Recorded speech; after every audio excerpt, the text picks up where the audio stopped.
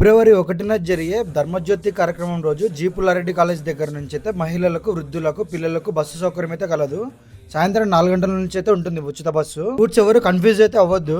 నా వెనుకుండే route తాండ్రపట RTO office route, ఇటు side నుంచి వచ్చే రూటు జీపులారెడ్డి కాలేజ్ రూటు, అలాగే ఇక్కడ నుంచి వచ్చే రూట్ అయితే మనకి దిన్నెరదేవపాడు రూటు, అలాగే బిర్లాయిట్ నుంచి వచ్చే రూటు.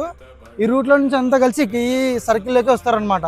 ఇక్కడ నుంచి జనతగట్టు రూటు ఇట్లా వెళ్తాం, ఇట్లా స్ట్రైట్గా. ధర్మజ్యోతి దగ్గర పనులన్నీ అయితే కంప్లీట్ అవుతాయి. ధర్మజ్యోతి కార్యక్రమానికి కావాల్సిన పనులు. హనుమత్ ధర్మజ్యోతి కార్యక్రమం రోజున శివస్వాములందరికీ ప్రత్యేక ఆహ్వానము. ఎందుకంటే శివస్వాములు ఆ రోజు భజన అలాగే పూజా కార్యక్రమాలు అయితే ఉంటాయి.